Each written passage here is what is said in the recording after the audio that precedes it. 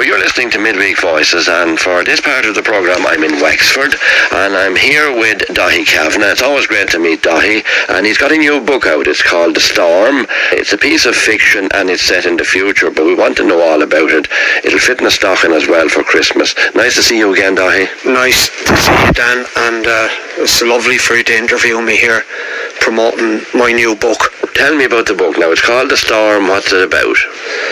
Well, it's set in the future, and in about 20 years' time, and it's fiction, as you say, a kind of dystopian future where there's a war in the Middle East, and nuclear weapons are used, and refugees are flooding from the Middle East into Europe from the Levant and Israel, from all over the Middle East, flooding into Europe because there's nuclear fallout in the Middle East after the war.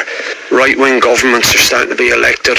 The old governments are being toppled, and right-wing governments are being elected. And in Ireland, there has been a government elected here, 32 county government.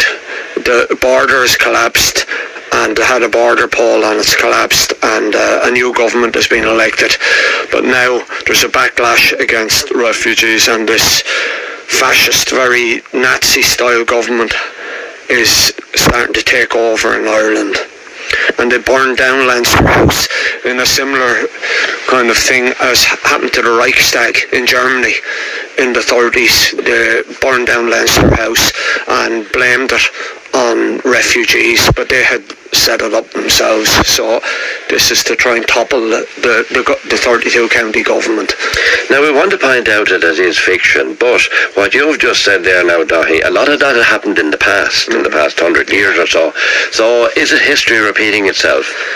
Very possible. It's very possible, Dan. You know, there's a lot of anger out there. People feel that you get this propaganda being spread around that there's people coming in from other countries and taking jobs and all. In my opinion, is a nonsense, really. Do you know what I mean? These are just people like ourselves. We travelled all over the world and we worked places and we built up lives for ourselves, and they're trying to do the same today. They're living in terrible conditions due to wars often started by the West, you know, in the Middle East, and they're coming to Europe now to try and make a peaceful life for themselves. But we've seen what happened the other day. Those poor devils were drowned coming in a boat. So I don't feel any anger or resentment against people trying to start a new life for themselves. At the same time, I can understand that some people do, and they're afraid of this happening. And this is what happened in this book. People were afraid that they were going to be flooded by refugees, and that Ireland wasn't going to be Ireland anymore, and you'll get all this kind of thing, this hysteria. Do you put that down to a lack of leadership? At the moment, in many countries, and a lot of them in Europe, we have 2 and 3 party coalitions, which means that in a lot of places, 50% of the population don't actually support the establishment. That's true, and a lot of people are weary of the establishment, and with the internet now, and don't get me wrong, I really support the internet. I think it's great that people have a voice, you know what I mean, independent of, say, RT News or the media, which are owned, let's face it, by billionaires. Paid for by the people. We don't have much say in what's being said in newspapers, the Irish Times and all. They're all owned by billionaires, and they're preaching what they want to hear. But the internet has opened up, but the thing is, it's democratic, so everyone has a voice. So if you're a Nazi, you have a voice. If you're a socialist or a communist, you have a voice. Or if you're just in the middle somewhere, and you can see both sides, and there's a lot of confusion. Well, in the ideal world now, wouldn't everybody have a voice, and everybody would be listened to and respected, you know, within reason? Within reason, yeah, and that's what the internet gives us, in a sense, is that everyone has a voice. In this case, the voice that people were hearing was pushed by fear a bit like at the moment with the virus. We're terrified of it, so we're willing to do anything. We have a new variant last week. We have a new variant, and already it's in England. It was reported today that it's in England, so that means it's probably already in Ireland, you know. It's probably on a plane somewhere. It's probably on a plane or a boat. It's a scary time for all of us. I'm vaccinated. I'm not anti-vax. I don't support the passes. I think it's a step too far. I don't think we should be separating people in any way. I think we should be fighting this together. Now, Donny Kavanagh, your book is called The Storm. It's your latest book, and it's based on fiction, as we say. But would you be a deep thinker now in relation to world news? You keep your ear out and you listen to what's happening, and you evaluate what's happening now to what happening maybe during the war years, what happened in the Middle East, and you see an overall picture coming together. Would I be correct in summing up your book like that? I have a great interest, but now the book is particularly, it's only initially about the war in the Middle East, but 90.9% of it is about Ireland and about a bookseller who sees this fascist takeover and decides he wants to do something about it. His father had been in the IRA and he had a bunker with arms in it. The bunker is sitting there, so this man decides he's going to use them arms to fight back against this fascist takeover. But yes, you're right, Dan. I do have my own picture of world politics, and I can see what I think is wrong. But then we all have our own picture of it. We all think we have the answers. I'm not saying I have the answers, but I do think justice can win out in the end. Well, we do need answers because frustration is in there and people need to be sorted out. Yeah. It cannot continue indefinitely.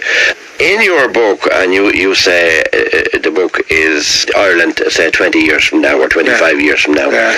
I haven't read the book. No. Is the Ireland of 25 years ahead? Is it a good place or a bad place or an indifferent place? The character in the book is left-wing. As you were talking about it, it's all different parties have come together, and similar to Spain, say in the 1930s, left-wing groups have come together, centre groups, and formed this government. But there's splits in it, and it's weak. As you were pointing out about some governments in Europe, the government is weak, and that's why when this influx of refugees came, the cracks started showing in the government, and they couldn't keep it together, and it collapsed. And then, of course, they set, not the Reichstag, but let's house on fire. And does the government run out of money? No, money isn't the problem, but there is problems with money because of the fact that it's a left-wing government. Countries from outside are not supporting it. Big industry, you have all those problems, which I've no doubt would happen if a left-wing government was elected.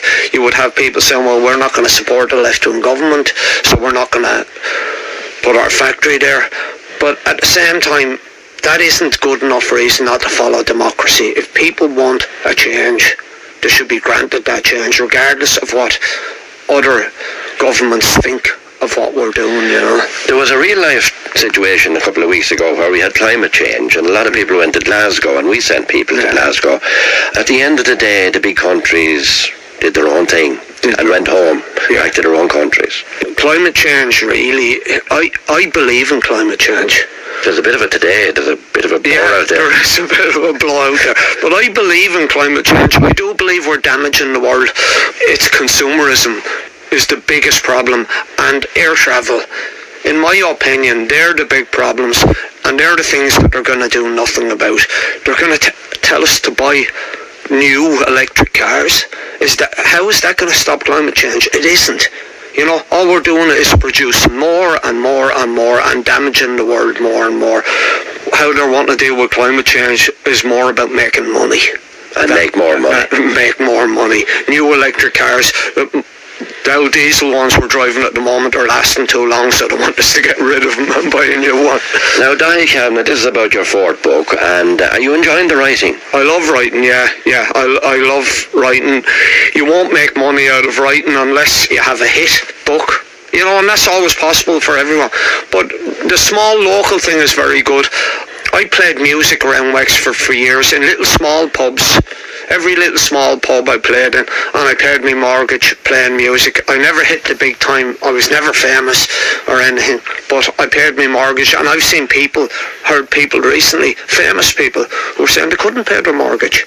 So the small thing and the local thing can be very good. Like it can sustain you in a way that a lot of people don't think is possible. And now you'd be afraid to play a bit of music in a pub or out in public, and God forbid that someone would get up and dance to it. Well, it's 2021. I know. Well, as I say, I'm afraid of this virus. I believe in the virus. It's a frightening thing, but some of the rules and regulations to me are nonsensical. Like, I'm not anti-sport or anything, but I mean, to pack out stadiums and tell children they can't go to a birthday party doesn't make sense to me. Those kind of nonsensical regulations just don't make sense to me. I know people who don't go very far. They're not allowed to go anywhere. They're not allowed to go into a pub. They're not now. A person who's vaccinated can spread this disease, unfortunately, the very same as someone who's not vaccinated. And I am vaccinated, and I will take the booster eventually when they sort out this new variant, but I don't see much point in me taking it now at the moment. The worry there is that it's been dragging on, and we've been all doing our best. We've been all taking our vaccinations. We've been all following the rules we've been asked to do. But the problem now is that it's dragging on a little bit, and people are getting a bit weary, and people are getting tired. And it's only when they start getting frustrated that the problems arise. And as well as that, the ICUs are filling up. And a lot of the people in the ICUs are unvaccinated. That's a fact. Like, I tried to look at both sides, and I tried to look at it balanced. Where can people get your book? In Red Books in Wexford. There'll be a limited supply up until Christmas, and I'll see how the book goes. And if it sells well, there'll be more back here in the new year. So if you want to put something in your stocking, you can try Daithi Kavanagh, The Storm. Don't be put off by the swastika on the front of it. That's just a kind of a set the scene for the story. Draw your attention to the book. Yes.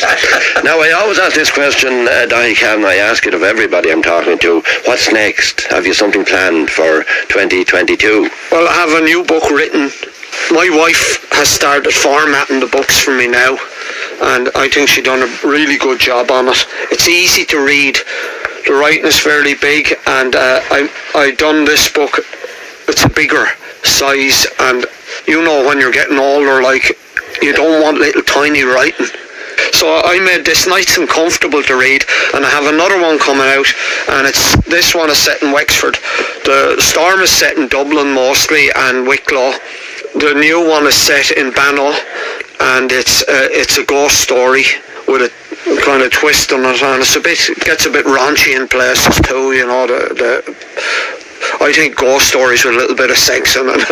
It kind of makes them, I grew up with the Hammer horror, and always threw in a bit of sex into the ghost stories. So you're rehearsing that bit over and over. Yeah. Look, at Daithi Kavanagh, it's always great to meet you, and you're always a man to tell stories, and you do it very well. The Storm actually is set in the future, and it's fiction, just in case people listening to our earlier conversation there might think we're going to take over the world next week or something.